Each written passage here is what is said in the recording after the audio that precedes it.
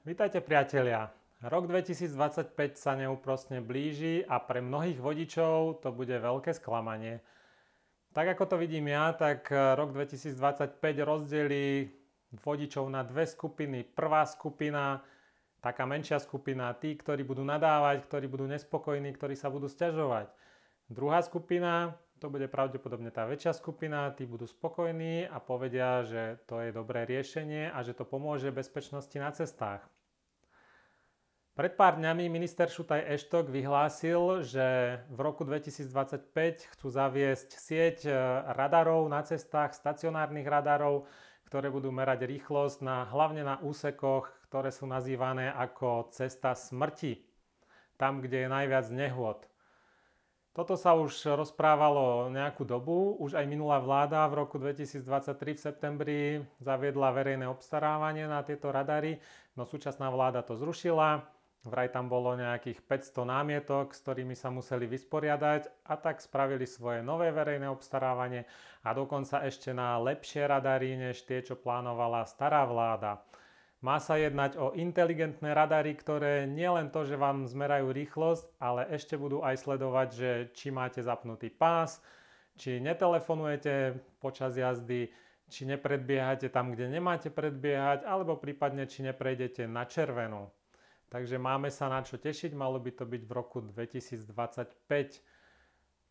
Čo poviete na to? Napíšte mi do komentára, do ktorej skupiny sa radíte, či ste v skupine väčšej, tých, ktorí sú spokojní, alebo v tej menšej, ktorí radi prekračujú rýchlosť a ktorých to naštvalo. Okrem toho by sa mali zaviesť aj úsekové radary. Pre tých, ktorí nevedia úsekový radar, čo to je, vysvetlím.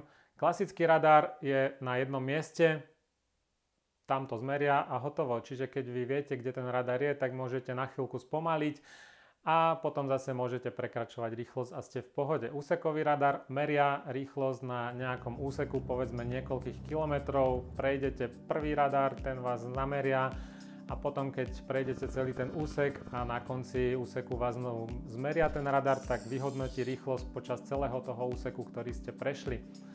Dalo by sa to ošáliť tým, že pôjdete, polovicu cesty prekračovaním rýchlosti a polovicu cesty pôjdete podstatne pomalšie, než je povolená rýchlosť a keď sa to spriemeruje, tak na tom úseku budete mať povolenú rýchlosť, ale to nedáva zmysel. Takže aj na toto sa môžeme tešiť. Majú byť hlavne v tuneloch, kde keď dôjde k dopravnej nehode, tak dochádza k zablokovaniu tunelu a premávka je neprejazdná. No a otázka zostáva teda, že či to je len kvôli tomu, aby sa naplnil štátny rozpočet, že pribudne viac pokút za rýchlosť a ďalšie priestupky, alebo či naozaj vláda chce, aby sa znižovala nehodovosť, znižovala úmrtnosť na cestách a tým pádom by mali byť tie radary označené dopravným značením, čiže vy viete, aha, tuto je radar, spomalím, a bude to mať vplyv na bezpečnosť na tom úseku a prípadne aj nehodovosť, prípadne aj menej ľudí bude zranených alebo zomrie. Tu prikladám ešte video z tlačovej konferencie, kde minister Šutaj hovorí o tomto probléme a nových radaroch. Dámy a páni, ak dovolíte, tak ešte jedna informácia, ktorú by som vám chcel dnes dať, a to je vás informovať, že sme na ministerstve vnútra na novo vyhlasili dnešným dňom verejné obstarávanie na nákup tzv. Cestných rýchlomerov a analytických kamier. To je to obstarávanie, ktoré sme začiatkom tohto roka zrušili. Bolo vyhlásené ešte v roku 2023 v septembri. Vládou tzv. Odborníkov na toto verejné obstarávanie prišlo 500 námietok, ktoré rozporovali samotnú súťaž. Preto sme sa počas tohto obdobia od zrušenia súťaže do dnešného dňa vysporiadali so všetkými námietkami, s každou jednou z tých 500 námietok. Prebehli aj tzv. Trhové konzultácie, kedy sme túto súťaž konzultovali so zahraničnými partnermi. Môžem spomenúť Českú republiku, Maďarsko, Nemecko, Holandsko, Španielsko, Taliansko či Poľsko. Súťaž bola kompletne prekopaná.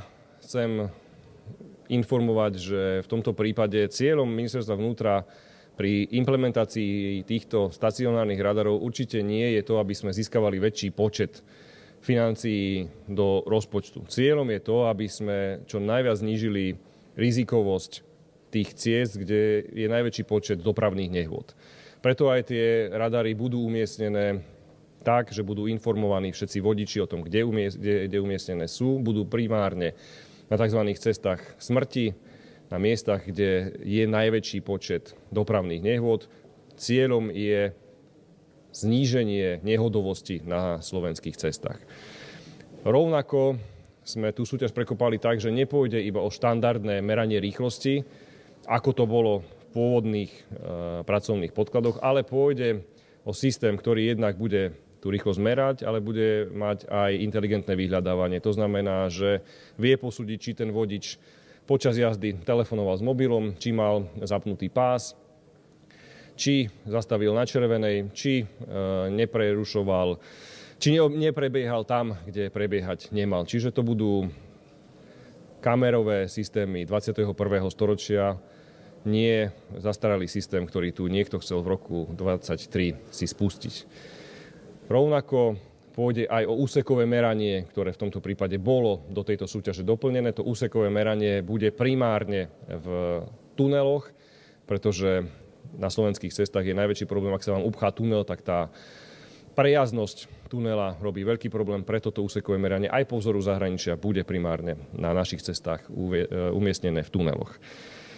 Napriek tomu, že sme tú súťaž podstatne skvalitnili, tak sa nám podarilo dokonca znížiť aj predpokladanú hodnotu zákazky z pôvodných 72 miliónov eur na zhruba 64 miliónov eur.